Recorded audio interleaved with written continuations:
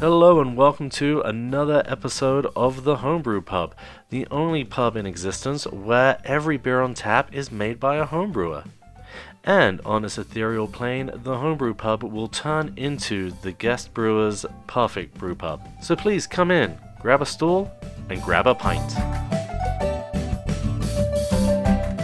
This week we welcome to the pub Stephanie from Poor Decisions. Hello, Stephanie. Hello, Andrew. How are you? I'm good. How are you? Doing great. Thanks for having me on. Absolutely. So you are different from our other guests in that you don't make beer. I don't. I'm starting to get into it, but I am primarily a mead and sake maker. That is awesome. And you have your YouTube channel Making Poor Decisions where you're basically educating and showing how to make those things. Yeah, pretty much. So I just wanted to create a channel where people who are interested in making mead, much like myself, can just watch. It's relatively quick videos. I think my longest video is like 12 minutes long because I know our attention spans are pretty short, right? But I got into mead making about a year ago, and I did it primarily by watching YouTube videos. And I've been making 4 gallons. It takes about 2 months to really process out, but like 4 gallons at a time. And I'm really experimental with what I do, and I like to have fun, and I like to use things that are just like in the kitchen or like, quote unquote natural ingredients. So I just thought, why not me too? Like, why not have a YouTube channel where I show people how to make mead, much like how I learned how to make mead, because it's such a simple process. It's really realistically just time. But making beer is definitely something that I want to get into. And we have our mutual friend Matt, who's actually coaching me along with that. So I'll eventually have some beer making videos on my channel. I just want to make a few batches first, make sure I'm not poisoning anyone before I record. It's hard to poison with beer. I'll find a way. So, I mean, obviously with, because I don't know too much about mead. I mean, obviously with homebrewing, there is a big community out there. A lot of YouTubes and podcasts. Is that the same for mead, or do you find it much more of a niche, community? Oh no, there are tons of mead makers on YouTube and on Instagram. I'm sure there are podcasts as well. I haven't really come across any, but at the same time, I haven't been looking for any. But on YouTube, like the big channel that I follow, the channel that really guided me through the process when I first started is City Steading Brews. Then we have Doing the Most. You have Man-Made Mead, Arrow to the Mead, Faywood Mead. Like, there are just so many creators out there, content creators for mead making, and everybody does it a little bit differently, which I really like. But there's just you can get really creative with the process. But there's a lot. There's a big community out there, and everyone has been so nice so far. Yeah, which is sometimes a little shaky when you're doing things on the internet, especially with YouTube and Instagram. Not everyone you encounter is going to be nice, but my personal experience so far is everyone's just so encouraging and just wants the community to grow, which is very, very encouraging. That's awesome. Yeah, I mean, there's never any mean people in beer groups and on the internet. No, the internet's all sunshine and rainbows. You don't have to worry about that. I once posted in one of the Facebook groups, like, oh, here I am brewing my vanilla raspberry beer. And some guy just off the gate just went, that sounds disgusting. Right. I was like, wow. No, nothing constructive. No, I will say, if you want to start a fight in the mead making community, just bring up raisins, right? Okay. And it's so fun. So raisins is like the most controversial topic in mead. One of them, at least, because there are groups of people out there that say, oh, raisins are good nutrient for yeast, which they're not really not. They add good flavor. But then if you want to start a fight, right, go on to the mead section of Reddit, which is a great start, and just type in a question about raisins and then just watch the chaos. So yeah, it's very difficult to find a nasty argument within the mead community unless you're bringing up raisins, which is kind of funny. Fair enough, because in the beer one, whatever you do starts an argument. It's kind of incredible. And I've been lucky because, our friend Matt and doing this, I've met some very wonderful people in those groups and things. But occasionally, it's just did you really have to put that out there? Did it Right. enhance your life in any way? Right. I don't know. Some people just want to watch the world burn, but I just want to watch it ferment. Precisely. Yeah. So when you're making mead, I mean, first I'd love for you to kind of just tell me very high level process, but then how do you approach each batch of mead that you make? So the way that I approach it, I don't know. Like I said before, I'm very experimental. So I've made some batches that have been really good, and I've made some batches that are just like meh, okay. But I like to approach it like everything's a new experiment, even if it's a type of mead that I've made before. I want to know what can I do differently that can change the outcome. Like maybe I could use same honey, different yeast, or maybe I'll keep it at a different temperature. What do the temperatures do for the flavors and things like that? But this process itself is honestly very, very, very simple. All you need is water, good water, spring water, honey, and yeast at the very basic. That's it. You put it in a carboy, you put it in a fermenter, you shake it up, get a lot of oxygen in there, and then you kind of let it sit for a few weeks. Once the activity stops, you stop seeing bubbles, the pressure in your airlock neutralizes. Then you rack it, put it into secondary, let it clarify for a while, put it into bottles, and then that's pretty much it. I mean, depending on the types of mead you brew, some of them are really good to drink right off the bat, like right away, and others might need 6 months to a year to age out. Like the higher ABV in mead, the longer you want to let that sit to mellow out to have it taste really nice. But if you have a nice session mead, which is somewhere around like a beer, right, like 4 or 5%, that's going to be ready to drink way sooner. So I don't know. I just like to experiment and see what I can do, see how high I can get the ABV, see if I can kind of control it and keep the ABV low. Each batch is a little bit different. Hmm. And then so, I mean, because mead at its very base is honey. So then, how are you deciding on what flavors to experiment with? What you want to throw in it? Do you want to throw in raisins? I don't know. Yeah. Uh, So it honestly can depend on the honey because each honey is going to have a different flavor profile. Like I have a couple pounds of sourwood honey, which, despite its name, actually has more of like a cinnamony or spicy flavor to it.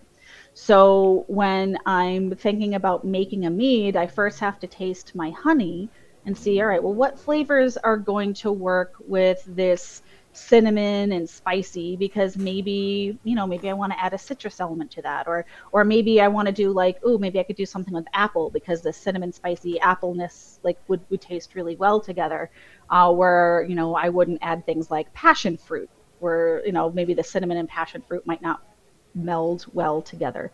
So first I want to taste my honey, see what that is, and then just pick flavors that I think would taste really great with that. Or maybe I have a really like buckwheat honey. Buckwheat honey is great on its own, mhm. where you don't necessarily need to add any flavorings to it. So I try to, along with the other ingredients that I use, like my additives, I like to get a wide variety of honey just to see, what that's going to do. Okay, and so because I was totally, this is how like naive I am. I was unaware there are different types of honey. So are they like Oh yeah. taking honey from bees and storing it in certain ways, or how are you getting those different flavors out of that honey? Well, it's different bees make different flavors, and depending on where they gathered their pollen. Like so there's stories of like bees that are apiaries near candy factories, right? You Mhm. could actually get blue honey. I think it was the M&M factory where apiaries near the M&M factory actually got blue honey because the bees were going into the waste of the candy and sucking up all that sugar, taking it back to the hive, and then the beekeepers went like, "What's this blue color?" Right? So it's really funny.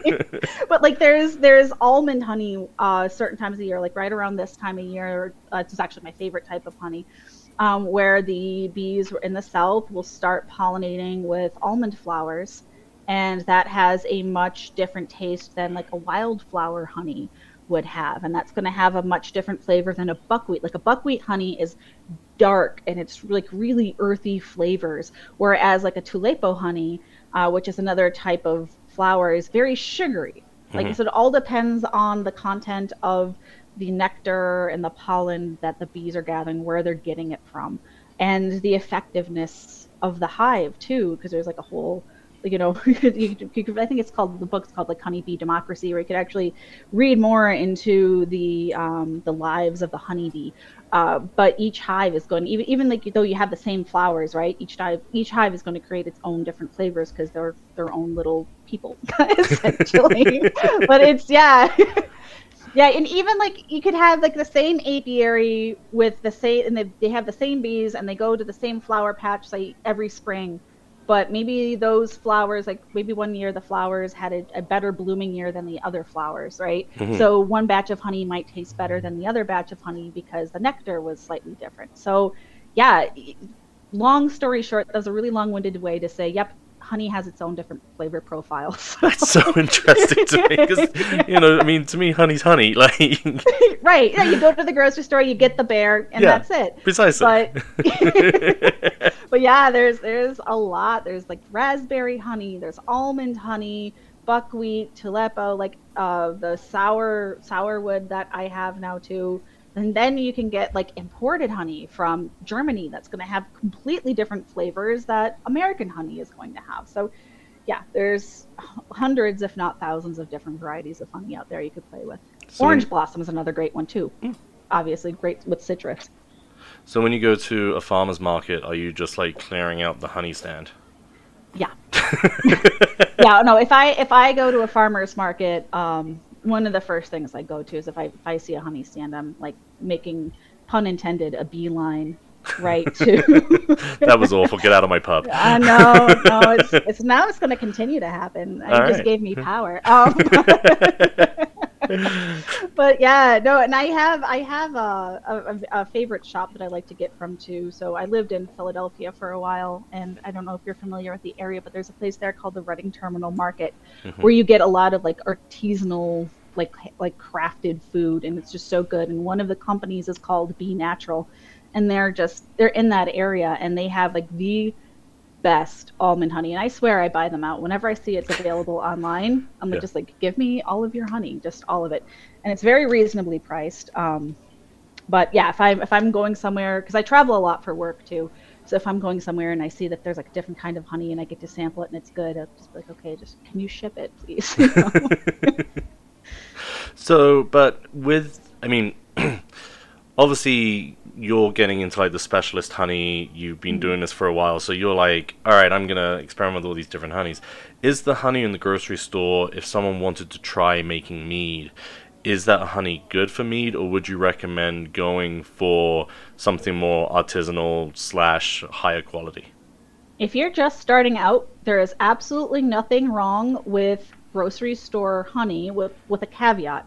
Make sure it's actually honey and not like golden corn syrup, because you can get serious, because there are certain things where like, or certain companies will get really loose with the term honey, right? Or you might see honey flavored, where it looks like honey, it's, you know, syrupy and has that golden color, but it's actually corn syrup. And if you try to use that, it's going to taste really, really bad. And similar thing with maple syrup, right? It's actually corn syrup that's flavored like maple, and it's brown because they put additives in it, but it's just corn syrup. So as long as you're using actual honey, there's nothing wrong with the grocery store stuff. It's actually how I started. Yeah. And then, you know, because I'm centered in beer, is there ever any hopped honey? Have you ever experimented with that?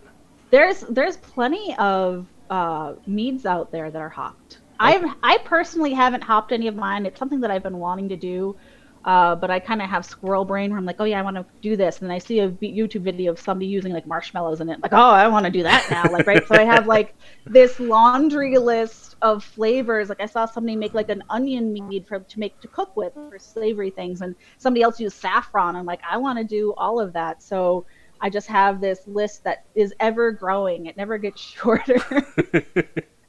So then how long is a day of making mead? Because I mean, brewing beer, depending on your setup, can be like 5 to 8 hours.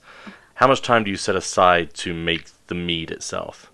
like an hour maybe. Well, that's not Like bad. maybe. And it's honestly, I'm thinking an hour now because I started my YouTube channel and like it takes me an hour to set everything up and then, I have to talk and then do it over again because I fumbled over my words. But if I'm not if I'm not recording anything and I just want to start a gallon because I do a gallon at a time, Hmm. maybe half hour. I think honestly, the setting up and the cleanup takes longer than actually making the must. And the must is just what we call the water, the honey, and the yeast after it's all mixed together. It's called a must. Yeah. And that takes like a half hour. And then you put it in a cabinet, put it in a dark, cool place, let it sit for a couple of weeks, and then you rack it. And again, that like the cleaning of the setup and the cleanup takes longer than the actual racking process. The actual racking process takes like 5 minutes and Okay. then let it sit again. So most of mead making is just waiting. Yeah. Yeah. And with like the setup and the cleaning, I'm just going to assume that mead is prone to infections as well as beer is. Oh yeah, for sure. So I sterilize everything with Star San. I think most beer brewers do Star Hmm. San as well, but everything gets sanitized with Star San. Um, and then just make sure that there's no direct sunlight because yeast doesn't like direct sunlight. Make sure it's like in a cooler place, depending on which strain of yeast you use. Some yeast like warmer, some yeast like cooler, but usually around like 60 to 70 degrees, and you're good to go. But it absolutely is prone to infection, especially in the early stages, and especially if you're using fruit in your primary fermentation stage. You have to make sure that if you're using fruit, got to punch the fruit down like at least twice a day for the first week or so you don't get any mold. But then after it ferments and your alcohol content gets high enough, the risk of it getting infected or the risk of it turning into vinegar is less and less because like from what I understand, and please correct me if I'm wrong, but I talk to a lot of on Instagram especially, I talk to a lot of people who brew beer and they're like, aren't you worried about oxygenation? And I'm like, well, this mead right now is at 20% ABV. I'm not worried about that at this stage.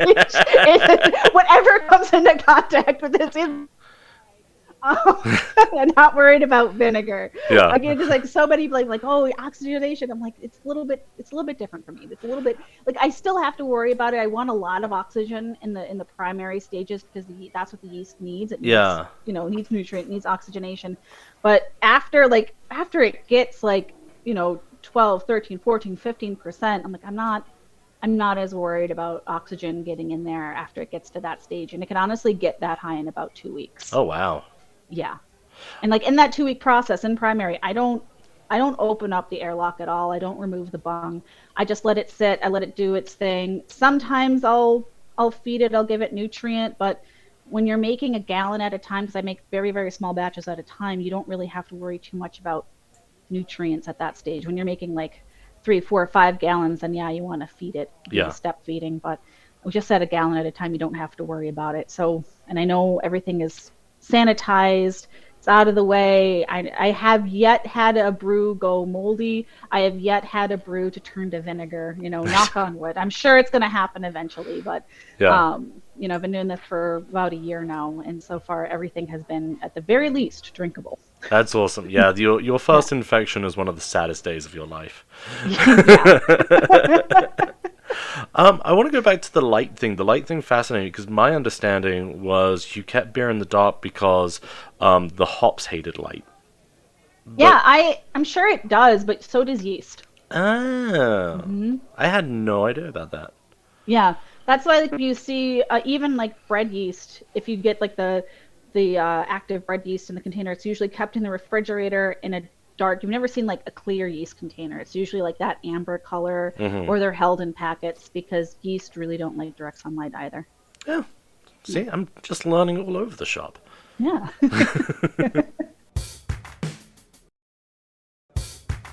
So, what mead are you going to add to our Homebrew Pub's ever-growing tap list?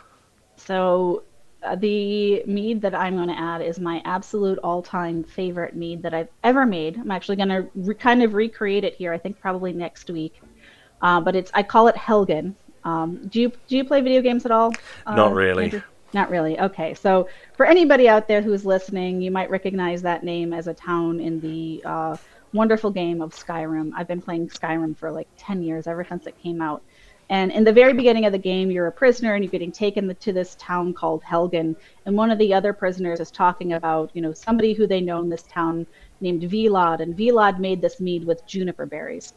And then the dragon comes and burns the whole town down and the game starts. So I thought that I love juniper berries because I also love gin. I'm a very big gin fanatic. So I wanted to combine my love for mead and my love for gin and my love for Skyrim because I'm a nerd. And I wanted to make a Velad's mead, right? So I was actually playing around with two different recipes. One called Velad, which is just mead with just juniper berries in it. And then I was writing this other recipe for a mead that I was going to call Ginny Meadsley. Pun again. Told you it was going to keep on Get happening. out. You are barred. Absolutely not. You let me in, sir. So what it is it's a mead with a lot of gin botanicals. So it has primarily juniper berries, but it also has cinnamon. It also has coriander, and it has a few other things in it as well. And then I age it on birchwood that I actually torched because, again, in the game, the dragon comes and burns everything to the ground. Yeah. So I torched birchwood and I aged it on scorched birch. And after I let it sit for like a couple months, I tasted it and I was like, oh my gosh, this is gin. Like I think it was like 16%, which is respectable amount of ABV. Not too high, obviously not as high as you would for gin. So you could still pour a glass of it, but you could also, mix it in cocktails. And it was just so good. And I have like, I think 2 or 3 bottles left of it. And I'm like almost like sad to touch it. But then, I had the stroke of genius. So like I could just make more. Like, what am I doing? So that is, that is what I'm going to do. I'm going to recreate it and tweak it a little bit to see how different I could get it this time. Even though I loved it so much, I'm sure I can make it better. So that's the mead that I'm going to be giving to our brew pub. That sounds absolutely amazing.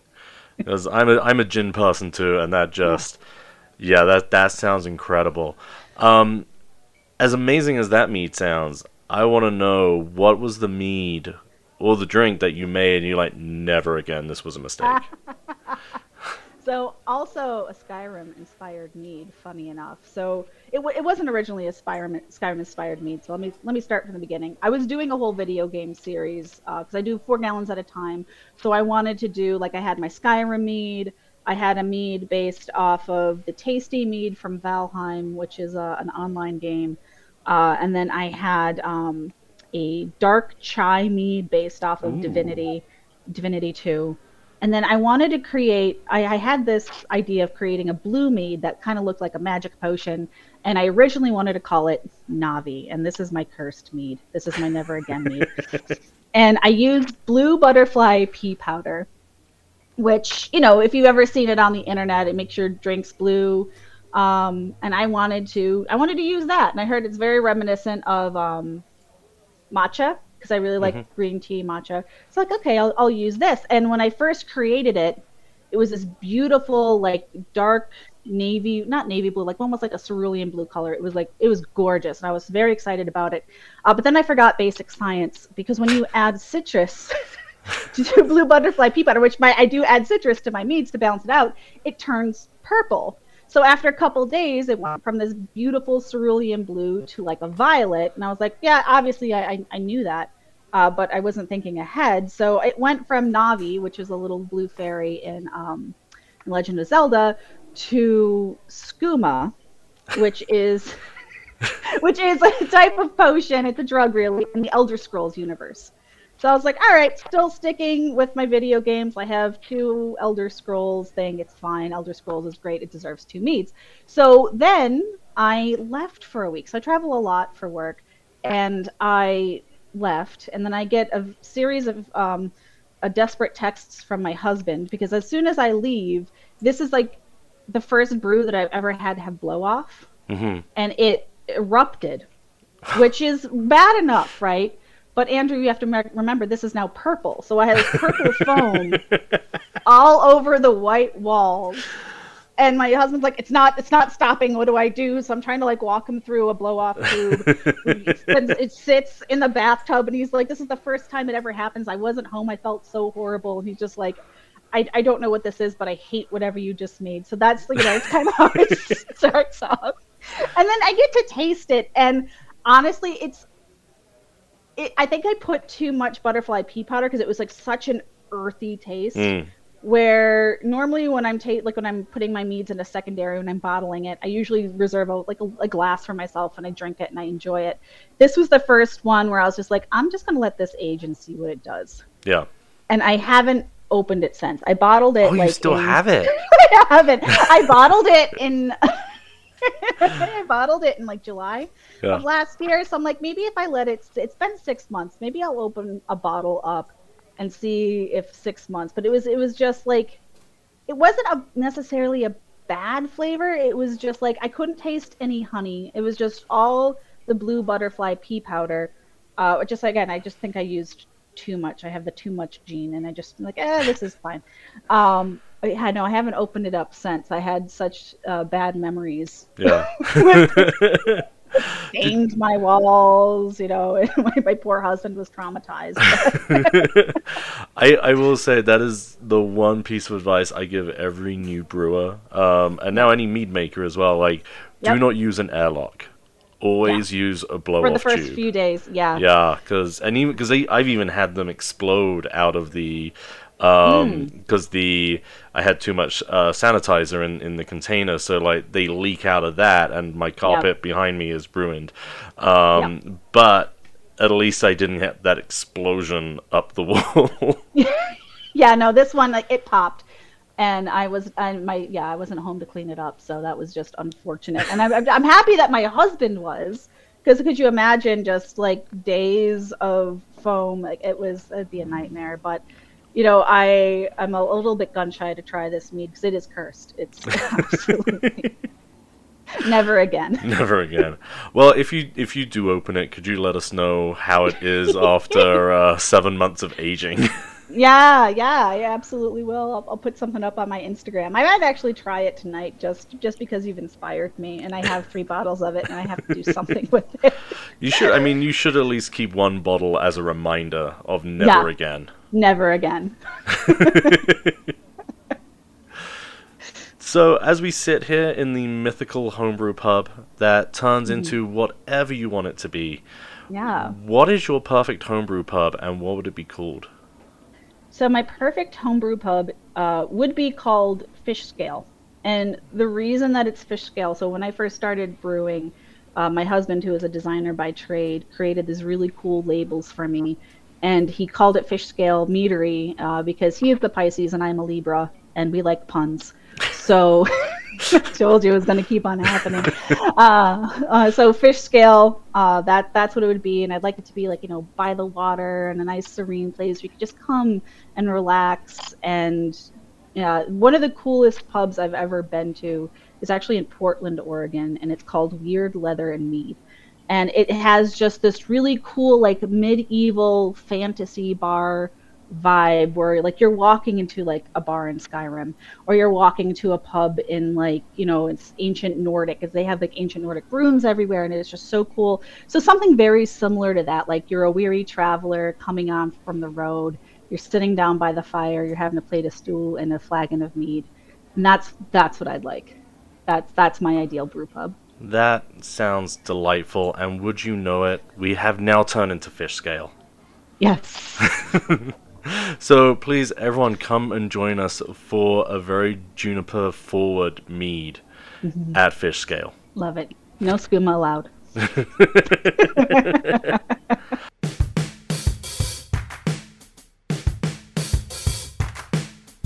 Huge thank you to Stephanie for coming on. Please do go and check out her video series on YouTube. I'll be putting a link to it in the show notes. Because if you're interested in making mead, she covers the lot. And of course, thank you so much for listening. If you could leave us a 5-star review wherever it is you get your podcast, that'll just help other people find the show.